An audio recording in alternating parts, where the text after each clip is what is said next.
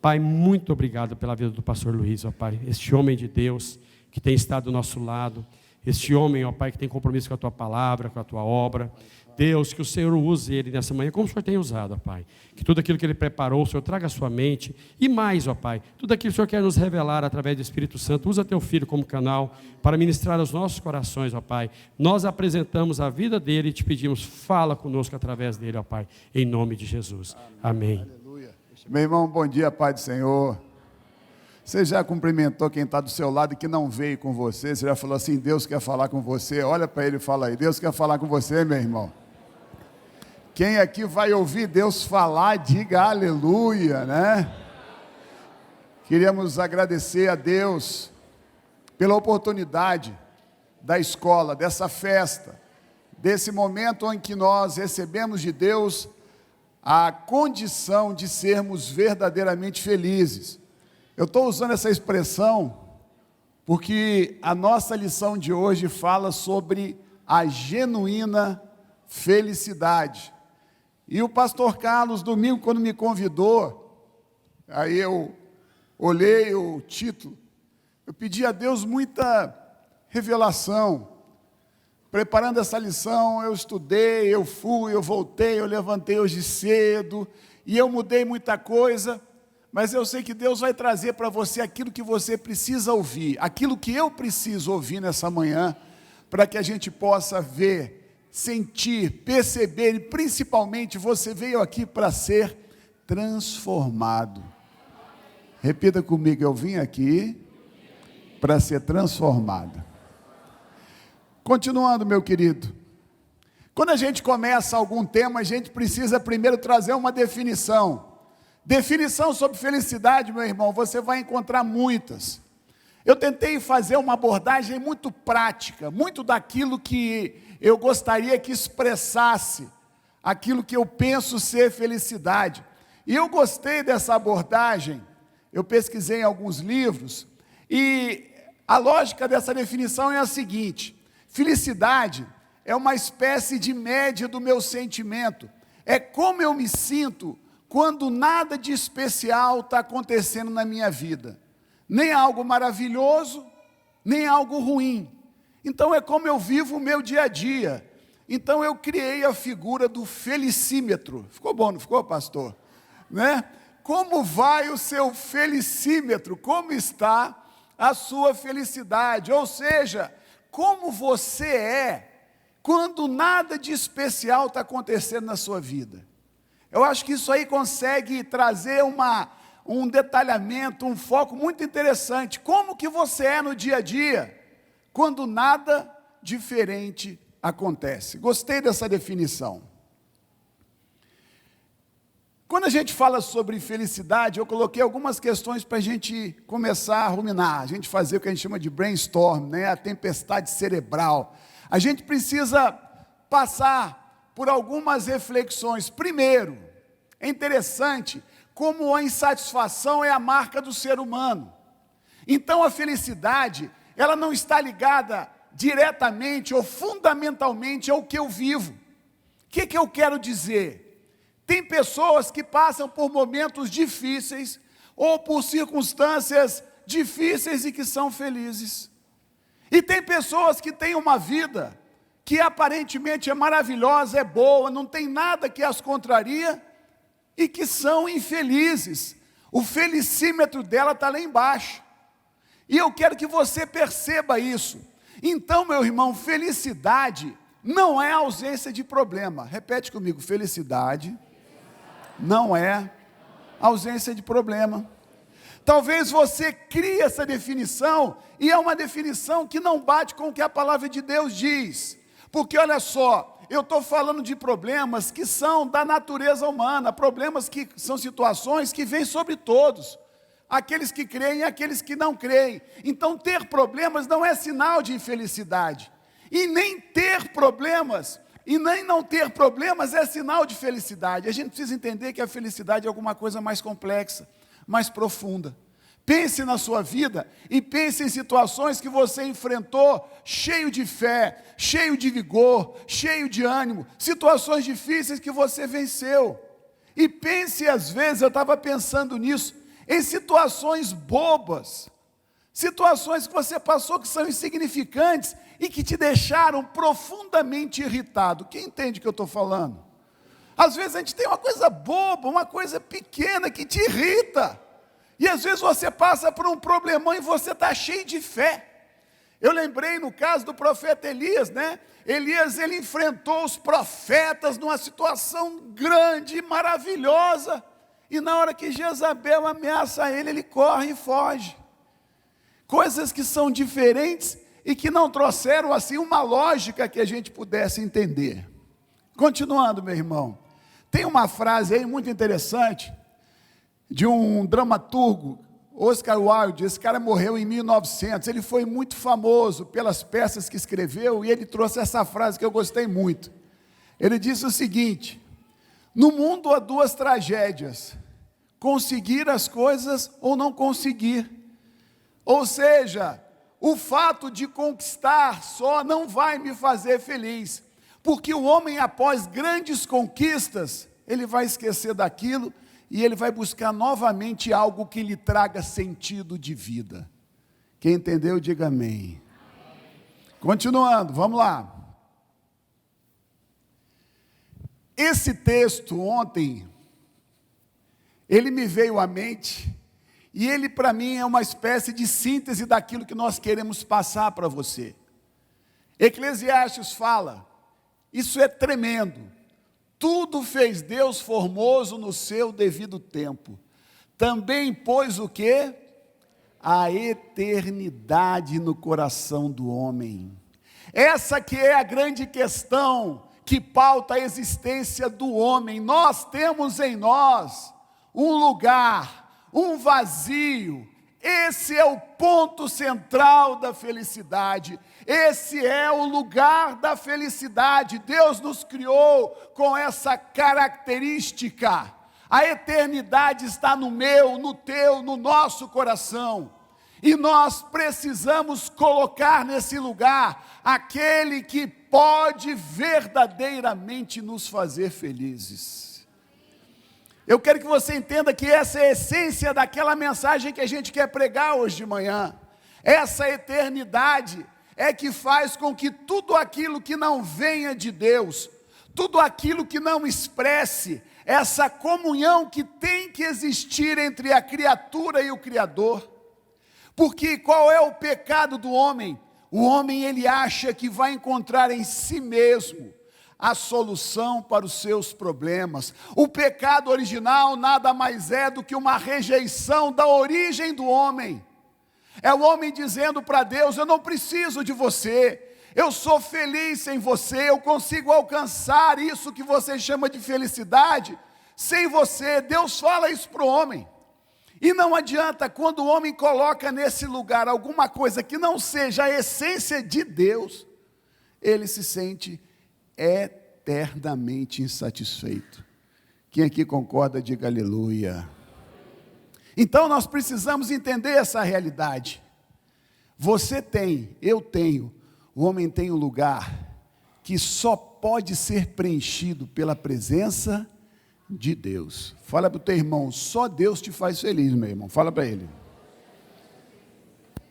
Essa frase é uma frase perfeita, que parece uma frase meia piegas, parece uma frase que não é verdade, mas é. Só Deus te faz feliz. Qual que é a mensagem que o inimigo te passa? Qual que é a mensagem que o inimigo das nossas almas passa? Veja bem, qual que é o propósito do diabo? Nos fazer viver longe de Deus. A criação do homem foi algo que irritou profundamente Satanás, porque nós somos a coroa da criação. Então o projeto do diabo é destruir a criação de Deus. E aí, o diabo, ele vem com um convite para a humanidade: eu tenho a receita da felicidade. Eu sei o que vai te fazer verdadeiramente feliz. E nós temos lá em 1 João 2,16, o receituário da felicidade à luz do mundo. À luz dessa lógica que Satanás cria. 1 João fala, porque tudo que há no mundo, aí ele fala sobre concupiscência da carne, concupiscência dos olhos e a soberba da vida, não procede do Pai, mas procede do mundo. O que é? Vamos tentar ver um pouquinho, o que é essa concupiscência da carne? É o que te traz prazer para a carne. Aí eu vou trabalhar o quê? O sexo, perfeito? A devassidão moral, é a sensação de que eu vou encontrar felicidade no sexo, e o sexo é poderosíssimo. Hoje, as grandes agências de propaganda, todas elas, de alguma forma, não vou dizer todas, mas quase todas, ao tentar vender um produto, tentam jogar a imagem da sensualidade. É ou não é verdade? Qual é a propaganda que não tem uma mulher bonita? Qual é a propaganda que não tem alguma coisa que lembre sexualidade? Você conta nos dedos. Portanto, a descoberta de Satanás é que nós somos escravos desse prazer da carne. E o foco do mundo, principalmente para atrair o jovem, é a questão da sexualidade. Seja feliz, faça o que você quer. Tenha a quantidade de parceiros que você quer. Você vai encontrar felicidade. Então, nessa devassidão do sexo, você vai encontrar na questão da comida. Outra necessidade que a gente tem. Então, Satanás pinta para nós algo que vai nos dominar. A marca do diabo para mim e para ti, meu querido, escute, é que ele pega o que Deus criou e faz com que aquilo seja o Deus da sua vida. Você troca a bênção de Deus e faz da bênção de Deus o seu Deus. Você entendeu o que eu falei? As coisas em si, elas não são ruins. O sexo é ruim? Não, é bênção. Quem criou? Deus. Agora o que o diabo quer? Que você faça do sexo o Deus da sua vida. Aquilo que te dá a direção. Veja como que Satanás é insinuante, habilidoso. Não desvalorize o inimigo das nossas almas. Ele sabe como chegar em você. Então, nessa questão da concupiscência da carne, nós fizemos abordagem, a concupiscência dos olhos, o que é? O ter. Vivemos dias em que também toda a construção da sociedade te leva a querer ter. Você sabe qual foi a maior descoberta do homem nos últimos anos? O poder que ele tem de fazer o outro querer. O poder de induzir o outro. Isso é poderoso demais. Eu não sei se você consegue perceber, o mundo trabalha 24 horas por dia, as grandes empresas trabalham 24 horas por dia, tentando arrumar estratégias através de pesquisas no seio da sociedade, de como eles vão te atrair. Então, eles querem que você queira ter. A lógica do mundo, a lógica do diabo é, eu serei feliz se eu tiver. Ter está errado? Não. Qual o problema? O problema é quando o ter se torna o seu Deus. Quando você passa por cima dos princípios de Deus para ter, você está fazendo do ter o seu Deus. Na realidade, a essência do Evangelho é o ser. Por quê? O ser, de acordo com o que Jesus entendeu, ele vai me levar a ter, só que eu vou ter de forma abençoada. Cantares fala que, Eclesiastes fala que a riqueza de Deus não me traz dores. Por quê? Porque quando eu vou querer ter a qualquer preço, eu vou pagar um preço, e um preço caro. A minha vida vai ser escrava daquele objetivo. Então, essa concupiscência dos olhos é algo terrível. O que move as pessoas é a conquista. Mas conquistar está errado, pastor. Pastor, eu quero crescer na minha vida, eu quero comprar minha casa, eu quero ser alguém que é um grande comerciante, um grande professor, um grande empresário. Isso está errado? Não. O que está errado é você não querer viver essa realidade dentro dos princípios de Deus. Entendendo que você aqui é passageiro, peregrino, que você está aqui para um propósito que Ele estabeleceu, e não para a satisfação da sua necessidade. A consciência de um cristão rico tem que ser de que ele está aqui para ser bênção. O foco da riqueza dentro da visão cristã é um foco de alguém que abençoa e que entende que ele é mordomo. Repita comigo: eu sou mordomo. Fala para o seu irmão que está do teu lado: você é mordomo.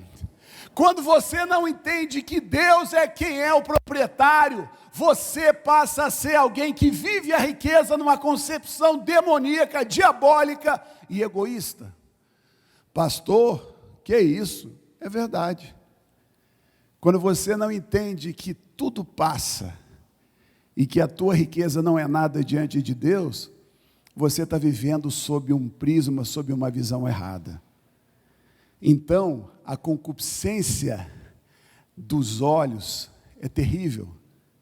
Ela traz a impressão para as pessoas, eu digo assim: puxa vida, o dia que eu tiver minha casa, eu vou ser feliz. O dia que eu tiver o carro, eu vou ser feliz.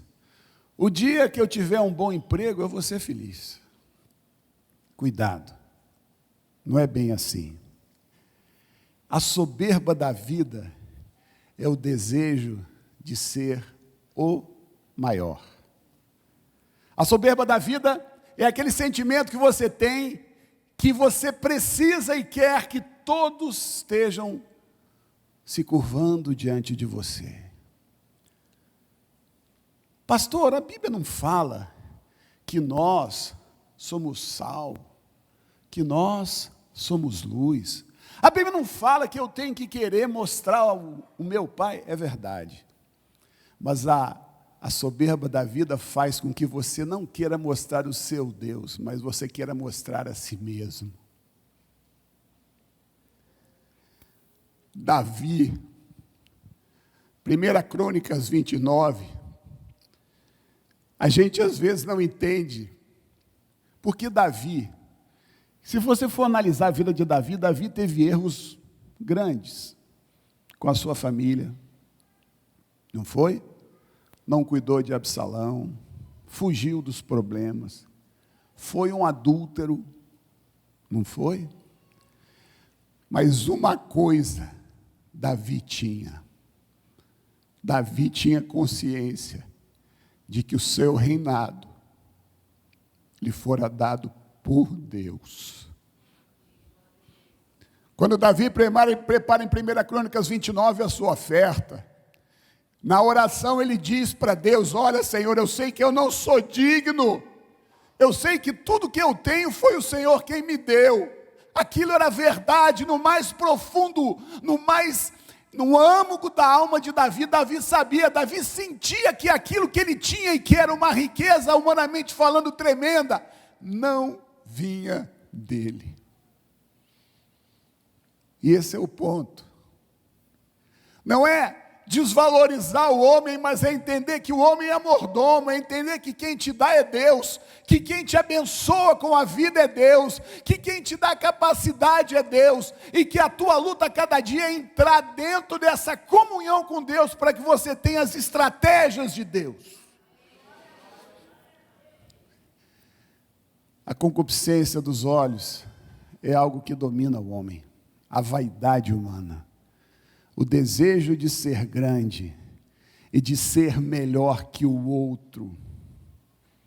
É interessante isso, porque eu não posso querer ser melhor que o outro. Eu tenho que querer aprender com o outro. O cristianismo, ele confronta a minha vida de uma maneira muito forte. Ser verdadeiramente cristão é muito difícil por isso. Porque ao mesmo tempo que eu busco uma vida com Deus, eu busco o aperfeiçoamento, Deus quer que eu enxergue no meu irmão a virtude que ele tem para que eu possa aprender com ele. Eu não posso me sentir maior do que ele, mas eu tenho que me sentir alguém que quer aprender. Embora ele possa ser menor do que eu tenho que querer aprender com ele. Quem entende o que eu estou falando, diga amém. Isso é vencer a concupiscência dos olhos, é a percepção do valor do outro, é a percepção que eu preciso aprender com quem é menor do que eu. Esse é o receituário da felicidade pelo mundo. Então vamos repetir. Concupiscência da carne. Vamos lá. Concupiscência da carne. Concupiscência dos olhos. Soberba da vida. Quando alguém te perguntar o que é isso, você repete um pouquinho daquilo que eu falei, para você explicar para o outro. Na cultura judaico-cristã, a felicidade tem uma síntese. Apertaram Jesus várias vezes, falando: Jesus, e aí? O que eu faço? Qual que é a receita para eu ser feliz? Olha só que coisa interessante. É o amor a Deus e o amor ao próximo. Se tem uma coisa que marca a nossa fé, é a consciência de uma absoluta necessidade que eu tenho de quem está do meu lado. Eu não fui criado para caminhar sozinho. Quando Deus cria Adão, e é interessante, Deus, antes de Adão discernir qualquer coisa, Adão ainda estava sozinho. Se você lê a narrativa da criação, você vê Deus falando assim: não é bom que o homem esteja só.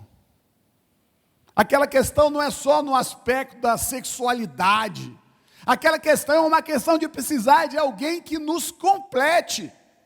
Eu quero que você entenda que a fé cristã exige que eu tenha consciência que eu faço parte de um corpo, que eu sou membro de um corpo, e que eu sou completamente diferente de quem está do meu lado, mas que essa diferença é uma bênção.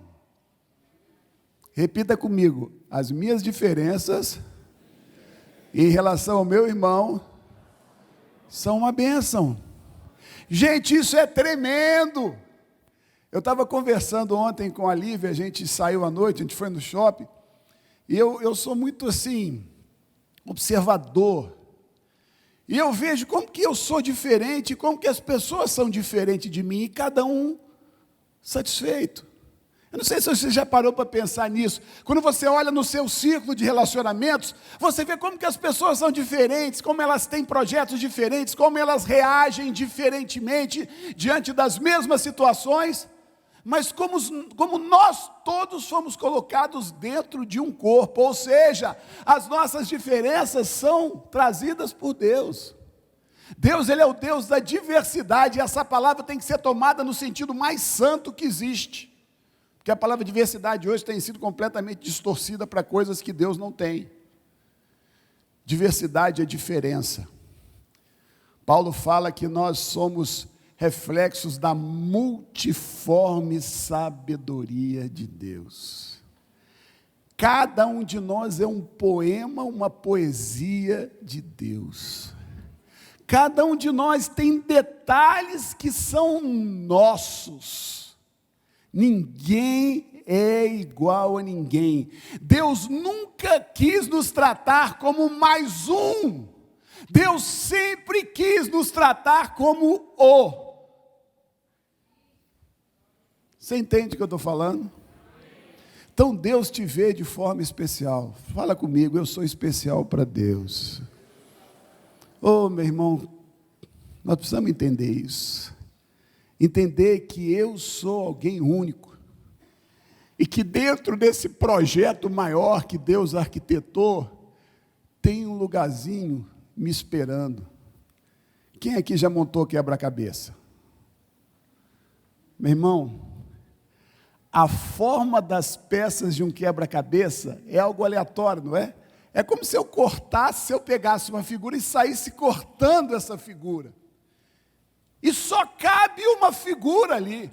Se você puser outra figura, não vai encaixar. Quem entende o que eu estou falando, diga amém. Deus fez assim contigo. Deus está esperando você entrar no seu lugar. Fala para o teu irmão que está do teu lado: Deus está esperando você entrar no seu lugar, meu irmão. A frase que eu queria que você gravasse nessa transparência é: eu não me basto. Quem já ouviu alguém falar assim: eu me basto? Levanta a mão, quem já ouviu? tem gente que se basta. E a minha angústia, eu achava isso ruim, hoje eu estou achando bom, é que eu não me basto. Eu fico pensando assim, Deus, eu não me basto.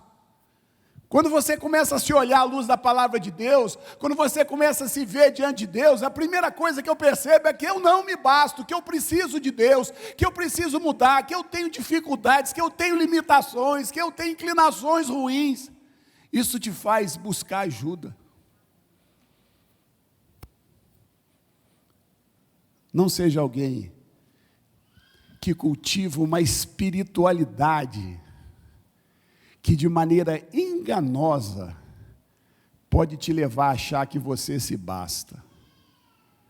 Meu irmão, essa linha divisória é muito fina, porque eu preciso ter vida com Deus, eu preciso ter comunhão com Deus, eu preciso ter algo individual meu com Deus, mas ao mesmo tempo, eu preciso entender que Deus fala comigo através do meu irmão. Que Deus cuida de mim através do meu irmão. Olha que coisa maravilhosa. Continuando, meu irmão. Ninguém vive em estado de espírito de alegria perene. Ninguém vive só êxtase de alegria. Não existe isso. Eu vi uma frase, esse David Licken, ele é um psiquiatra, psicólogo, não é cristão, mas ele tem essa frase que eu gostei. Ele diz assim: a natureza usa a dor e o prazer como um bastão para nos guiar. Nós somos movidos, nós somos motivados, nós somos levados a mudar através da dor e do prazer. Isso aí, a Marília, psicóloga, estava aqui, estava até vendo, minha esposa, é a questão da confirmação ou da punição. Como é que você condiciona, até um cachorro é condicionado assim, não é verdade? Ele faz uma coisa bonitinha, você dá o quê? Um pedacinho de carne para ele. Ele faz uma coisa ruim, o que você faz? Você dá uma peia nele. E é assim que é a nossa vida. Então, a questão da dor para nós também é positiva, porque a dor, em certa medida, é algo que nos protege. Porque Deus, Ele vai nos proteger também através de situações de medo, de dificuldade, da dor. Deus vai nos fazer mudar, Deus vai nos fazer ter uma visão diferente através de situações ruins pelas quais nós passamos. E é por isso que a felicidade não é fruto da ausência de dor. As nossas dores têm um efeito didático muito forte para nos fazer mudar. Quem aqui já mudou porque aprendeu e sofreu? Levanta a mão. Se você não levantar a mão, você vai ser arrebatado, meu irmão. Aquela situação incômoda, difícil, doída, triste que você passou e que te ensinou grandes lições. É por isso que a maturidade é fruto de experiências boas e ruins. A felicidade, à luz de uma construção cristã, ela vem também através das experiências ruins pelas quais nós passamos. Estou lembrando aqui, quando eu era menino, a minha mãe sempre, como é que é, pastor? Lá em Barbacena, a minha mãe, quando eu era novinho, eu lembro que eu queria ir nos enterros, e minha mãe parece que evitava me levar nos enterros. E eu ficava pensando assim, mas gente, o que tem nesse negócio de enterro lá que eu não posso ir? Aí um dia morreu minha avó, mãe do meu pai. Aí não teve jeito, né? Eu tive que ir no enterro. E eu achei interessante, cuidado com o que eu vou falar da sua interpretação, mas eu achei interessante que quando eu vi a morte, eu comecei a buscar a Deus. Eu comecei a entender que a nossa vida não... Eu tinha o quê? 8 anos, 9 anos, aquilo ali foi muito forte para mim. Ver que havia um fim. Porque eu ouvia falar de morte, mas eu nunca tinha visto um corpo. Como é que é um corpo? E aquilo me trouxe uma visão diferente da vida. Portanto, quando eu ando na presença de Deus, eu não vou ser poupado muitas vezes de situações difíceis. Uma das coisas que mais destrói uma pessoa se chama superproteção. Vou falar sobre isso daqui a pouco. Situações difíceis, quando você percebe que Deus é soberano sobre tudo, que Deus, Ele conhece tudo, situações difíceis vão te fazer uma pessoa mais sensível a Deus. Quem aqui crê nisso, diga aleluia. Foi meio sem convicção, né? Mas vamos lá. A tal da felicidade, para alguns, ela é algo aleatório. Cara ou coroa, pastor? E é interessante que a construção da felicidade, ela tem fatores que eu controlo e fatores que eu não controlo. A nossa vida é assim. O que Jesus me diz, o que Jesus me ensina? Naquilo que depender de você, você vai determinar o seu futuro. Você vai determinar os frutos que serão colhidos. Você vai ser alguém que semeia uma semente que te traz retorno. Mas pastor, existem situações que fogem ao nosso controle? Sim. Existem tragédias? Sim. Por quê? Pergunta para Deus. Jó, quando foi provado, eu gosto muito, eu acho que é no capítulo 38, 39, Jó é alguém que estava, vamos dizer, sob o ponto de vista correto, porque ele não sabia que ele estava debaixo de um momento de provação.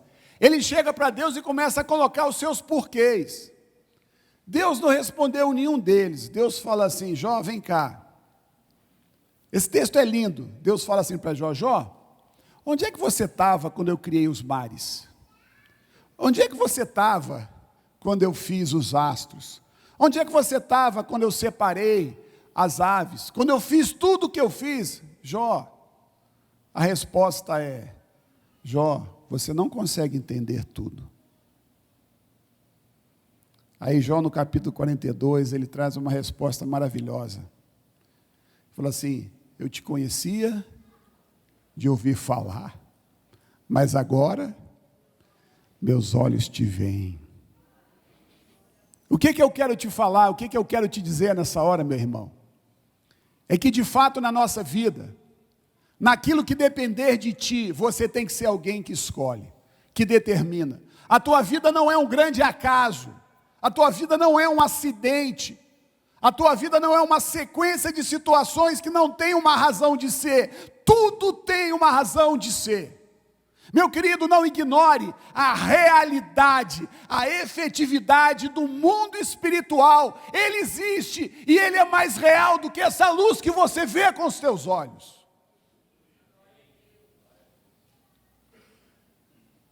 As grandes coisas da nossa vida não são perceptíveis a olho nu. Você não concorda comigo? Alguém aí já viu o amor andando por aí? Alguém já viu a dor andando por aí? Já cumprimentou, pastor Carlos, a dor? Tudo bem, dor? Vai bem?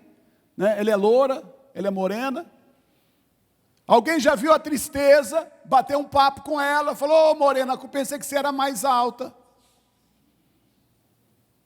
Eu quero que você perceba que as coisas que nós não vemos são as coisas que dominam a nossa vida.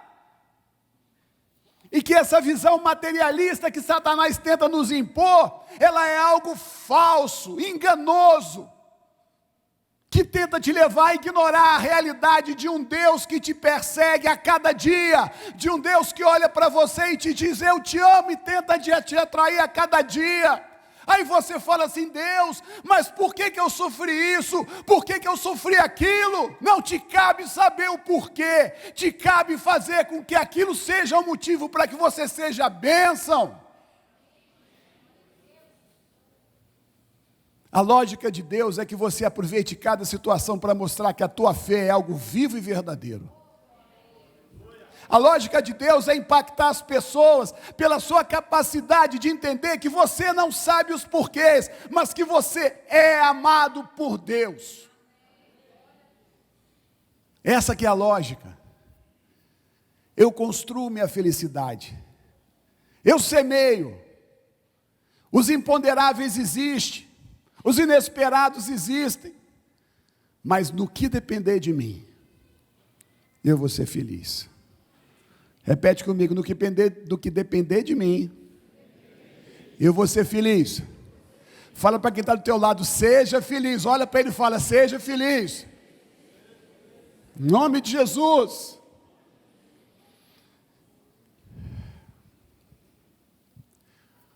Para o cristianismo, o caminho da felicidade, isso é algo inquestionável, está na negação do ego.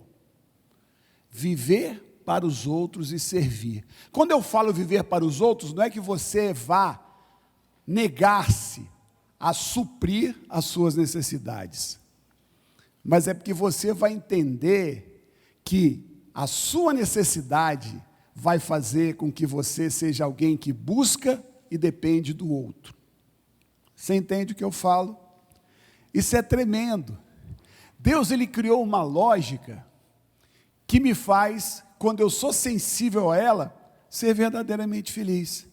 Eu vou andar com alguém. Eu não vou ficar sozinho. E eu vou fazer da minha vida uma bênção na vida de quem está do meu lado. E quem está do meu lado vai fazer da vida dele uma bênção na minha vida. Eu vou ser alguém que vai construir. Existe o círculo vicioso. Isso vai ser um círculo virtuoso. Quem aqui quer viver o círculo virtuoso de Deus, diga aleluia.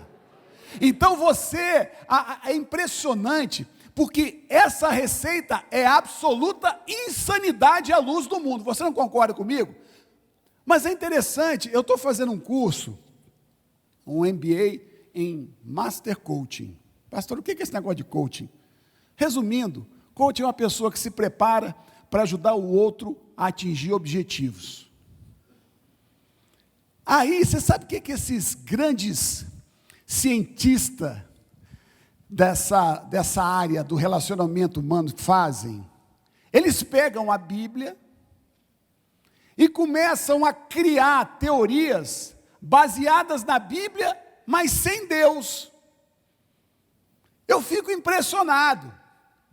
É impressionante como que eles vão pegando coisas que são bíblicas e colocam nessas teorias para você viver isso no seu relacionamento dentro da empresa, relacionamento entre líderes e liderados. Então o homem, ele está descobrindo a cada dia que ele precisa de coisas boas, só que ele quer negar a origem dessas coisas boas. Ele quer colocar essa origem aonde? Nele mesmo. Isso é o fundamento da tal da autoajuda, que eu falo um pouquinho aqui na frente, mais na frente. O que a autoajuda coloca? Você, me permita chamar você de Salmo, só um minutinho, pastor, não estou te desrespeitando não. Salmo, você tem em você tudo necessário para ser feliz. Rangel, no teu interior há um potencial imenso para que você mude o mundo ao seu redor. E a pessoa ouve aquilo ali, ela sai do curso catando frases. Aí ele sai repetindo para todo mundo essas frases. Ele sai falando isso à torta e à direita. Ele não sabe bem o porquê. Ele não sabe que aquilo só pode ser algo verdadeiro dentro de um contexto em que a pessoa esteja ligada a Deus. Você entende o que eu estou falando? Quem entende, diga aleluia. Meu querido, então você tem que ser alguém que entende que a pregação do mundo, ela é completamente avessa ao que Deus quer me ensinar. Você aqui é ensinado e nós precisamos disso. O que faz uma igreja crescer? Isso aqui. Negação do ego. Que é isso, pastor? Você já imaginou se eu chegar aqui, encontrar a pastora Marisete falar assim, pastor Luiz, pastor Olívio, o que a senhora está precisando? Eu estou aqui para servir a senhora. O que é servir? Servir é renunciar para ajudar. Servir custa. Servir não é palavra bonita, servir significa que eu vou deixar de fazer alguma coisa para mim e vou fazer para o outro. Isso é servir. Não é falar bonito, não é trazer pregação bonita. Pastor, o senhor prega bem demais, pastor. Isso é servir? Não. Servir é ir lá na casa do pastor Carlos, se ele estiver passando por uma dificuldade, e falar assim: pastor, vamos chorar junto. Servir é colocar o seu ombro à disposição do outro. Servir é dar atenção ao outro e falar para ele assim: olha, o que você está sentindo, eu estou sentindo também. Eu não tenho solução, eu não posso fazer nada, mas só do fato de você estar ao lado, chorando junto e abraçado junto, isso te traz força, isso te traz vida, isso te faz ter capacidade de atravessar momentos difíceis na sua vida. Isso é servir. Minha esposa é uma serva, ela serve. Hoje eu deixei ela dormir demais. Eu acordei e falei: meu bem, está na hora de ir para a igreja. Ela arrumou em 10 minutos, pastora Cássia, sem exagero. E veio. Eu homenageei ela, falei: meu amor, quero te dizer que eu estou seu fã, porque ela queria estar do meu lado. Se ela falasse assim: meu bem, vai que eu já vou. Ou vai, mas não vai dar tempo de eu arrumar. Eu ia ter que entender. Fala para quem está do seu lado, mas cuidado, olha no olho e diz assim: eu quero te servir. Fala para ele. Quem tem coragem de falar isso?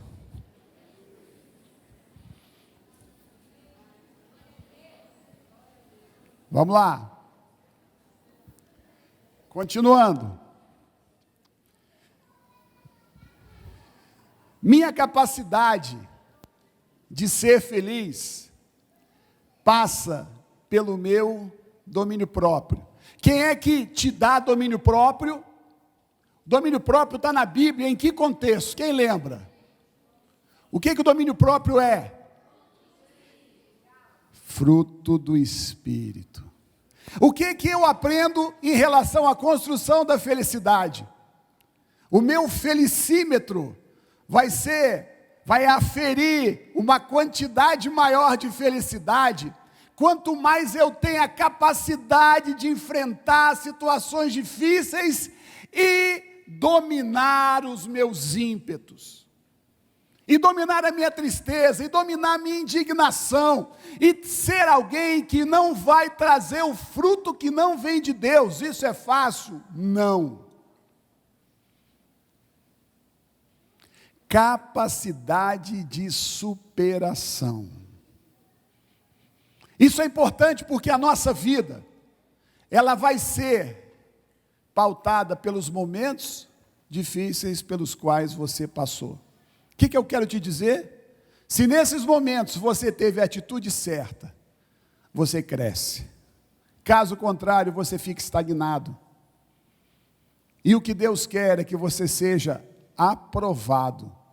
Cresça, seja alguém que supera momentos difíceis dentro da fé. Aí entra essa palavrinha que é o segredo de uma vida feliz. Fé. Fé é a certeza de coisas que se esperam. A convicção de fatos que se não veem.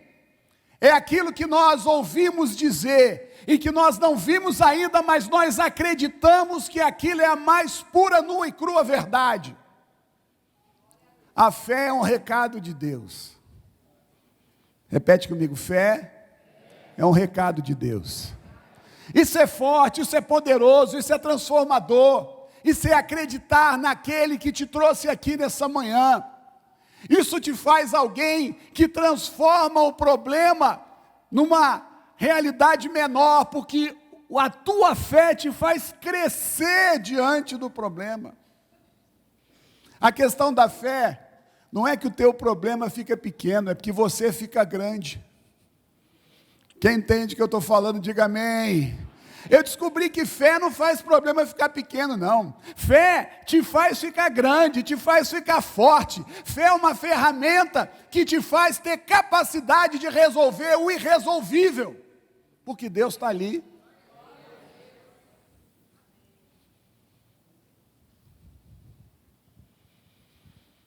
Felicidade e sofrimento são percepções que são influenciadas por 3 fatores. Isso aqui é muito legal, muito interessante. Primeiro, como você se vê. Meu irmão, eu descubro isso a cada dia. O meu felicímetro está diretamente relacionado com a minha capacidade de me sentir importante, amado, alguém que tem valor. Gente que não tem valor, aliás, gente que não sabe que tem valor, vive infeliz, vive com medo, vive refém, vive sem poder sair, vive olhando para as coisas e não vendo como aquilo pode melhorar. Quando eu sei, quando eu sinto na realidade, eu tenho que ter a revelação, eu tenho que ter uma energia, eu tenho que ter uma explosão na minha vida de um amor que tem que me constranger, como Paulo fala, o amor de Cristo me constrange. Eu sei que eu sou amado, eu sei que eu sou importante. Isso não é um sentimento que tem que me trazer orgulho, não, mas tem que me fazer consciente de que eu faço parte de um plano, de que eu sou a peça de um quebra-cabeça, de que eu tenho um papel reservado para mim, de que a minha vida faz parte de um projeto maior de Deus, de que eu sou alguém que será bênção. Se você não se sente amado, você não consegue ser feliz. O que influencia isso? Seria muita ousadia minha querer abordar isso com profundidade, mas a tua criação, a tua história de vida, a forma como seus pais te trataram, tudo isso são situações que definem a tua identidade emocional. Segundo, quais as escolhas feitas? Esse texto de Josué, Jeremias capítulo 31, verso 3, fala daquele momento quando Deus fala para Israel: eu te atraí com amor, eu te escolhi. A escolha de Deus é uma escolha incondicional. Você sabe qual que é a marca maior do amor? Incondicionalidade. Você não concorda comigo? Não há nada melhor do que se sentir amado, sabendo que você pode errar, mas você é amado. Isso te dá segurança. As escolhas feitas, Josué capítulo 30, Josué está no fim da vida.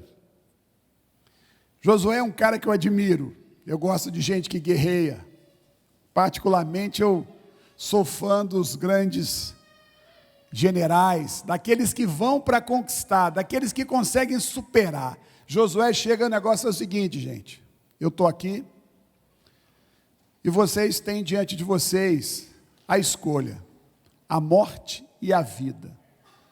Qual você vai escolher? Por que nós falamos isso? Porque as pessoas, elas querem colher aquilo que elas não plantaram, e elas não querem colher aquilo que elas plantaram.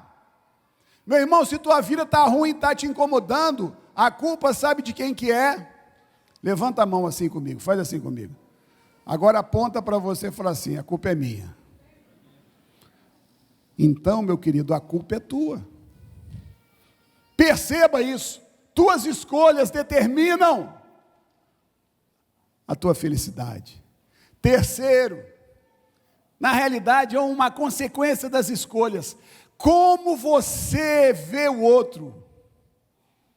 Isso aqui é tremendo. Mateus 6, 22, 23 fala: se os teus olhos forem bons, todo o teu corpo será. Qual que é o sentido? Será que você é alguém? Meu querido, isso aqui eu preciso trabalhar demais na minha vida. Fui criado sendo sempre muito exigido. Criação rígida.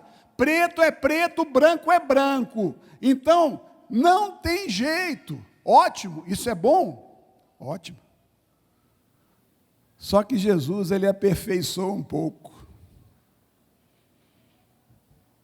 Como você vê o irmão?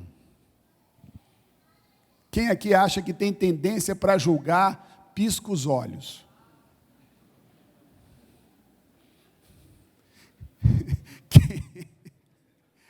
Quem aqui gosta de julgar, pisca os dois olhos assim, ó. Gente, julgar é bom demais, vamos ser francos, não é?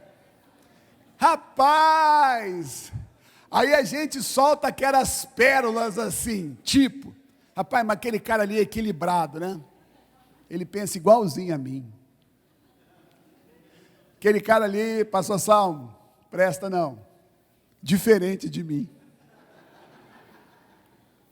Irmão,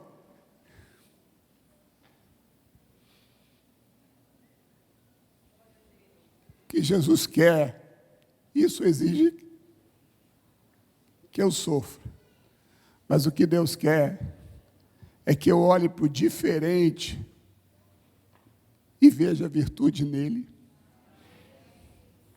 Deus quer que eu olhe para aquele que está fazendo coisa errada e acredite nele.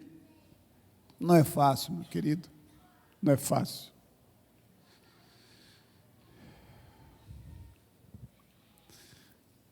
Essa frase aí eu gostei demais, e nós muitas vezes somos enganados por causa disso aí. Isso aí, esse Vicente de Carvalho foi um poeta, morreu em 2006, ele nasceu um pouquinho antes do meu pai, eu li essa história, achei engraçado. Ele trouxe essa frase, olha só que coisa legal. A felicidade é uma árvore frondosa, cheia de frutos, que existe no lugar onde você planta. O problema é que quase nunca a plantamos nos lugares onde nós estamos. Então, o que ele quer dizer? Tipo assim, você sabe quando eu vou ser feliz? Quando eu conseguir comprar minha casa. Meu irmão, se você não conseguir comprar a sua casa, então você não vai ser feliz. Eu vou ser feliz quando minha mulher fizer, aí você estabelece um objetivo. Nós colocamos sempre a felicidade no lugar onde nós não estamos, numa realidade que nós não estamos vivendo.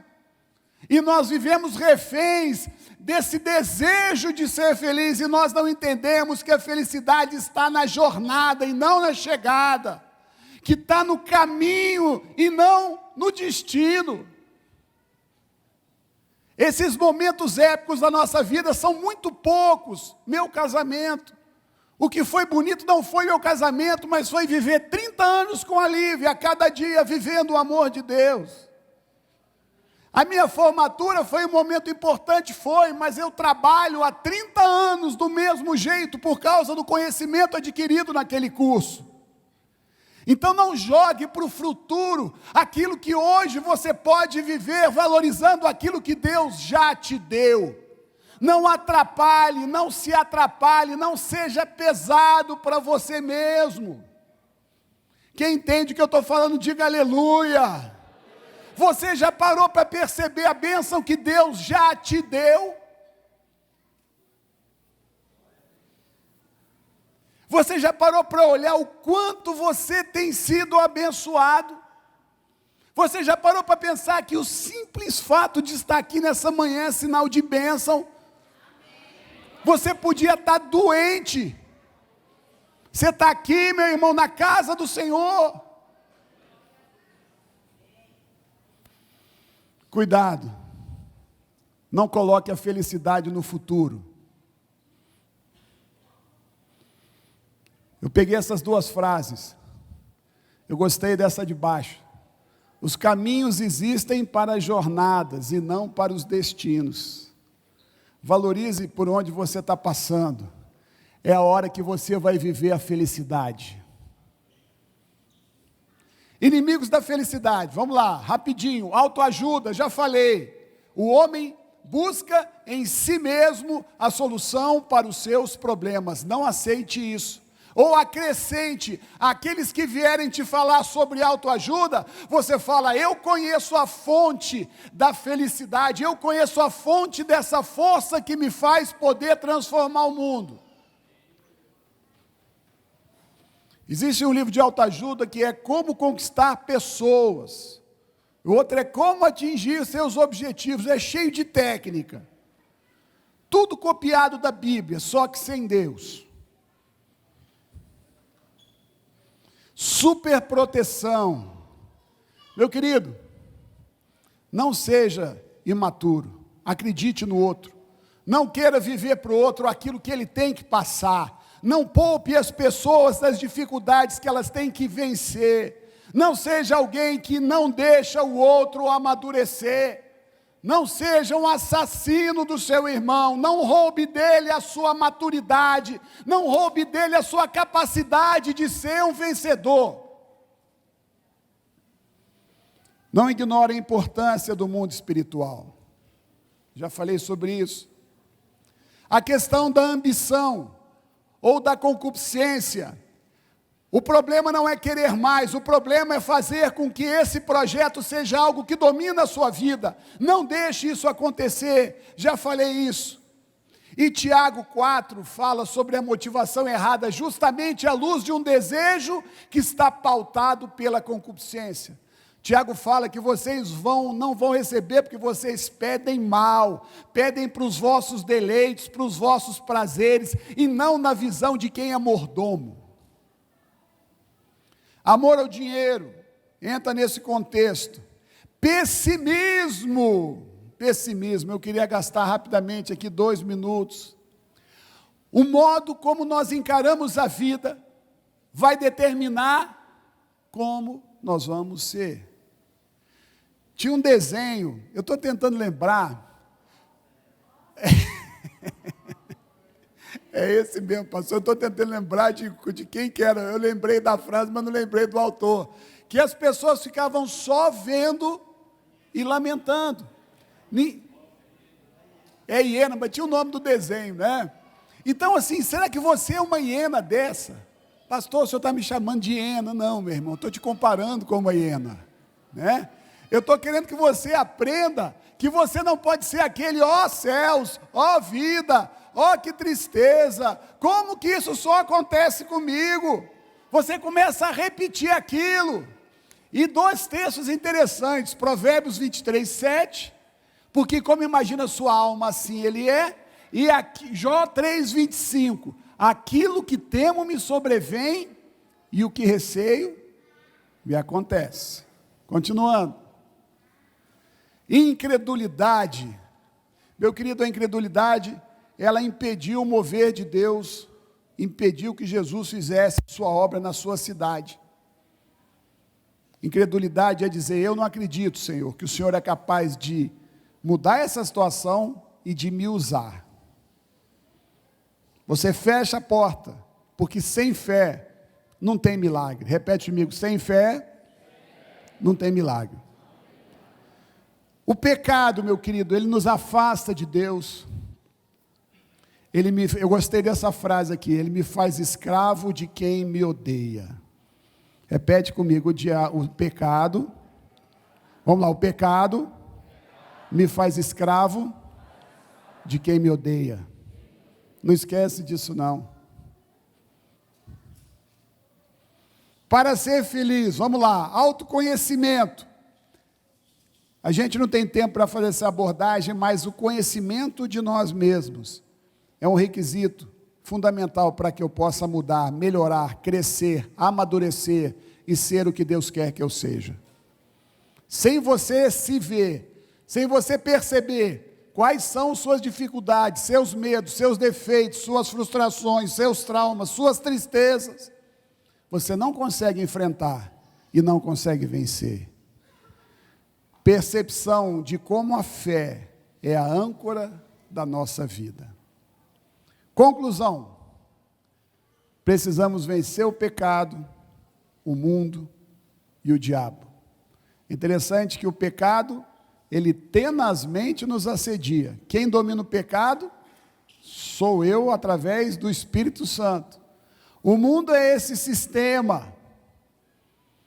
E nós precisamos vencer o diabo através das ações dele contra a nossa vida. Nós temos o poder da oração e da intercessão. Conhecer Jesus vai nos trazer vida e libertação. Meu querido, que nessa manhã você seja despertado para uma realidade de construção da verdadeira felicidade. Vamos ficar de pé.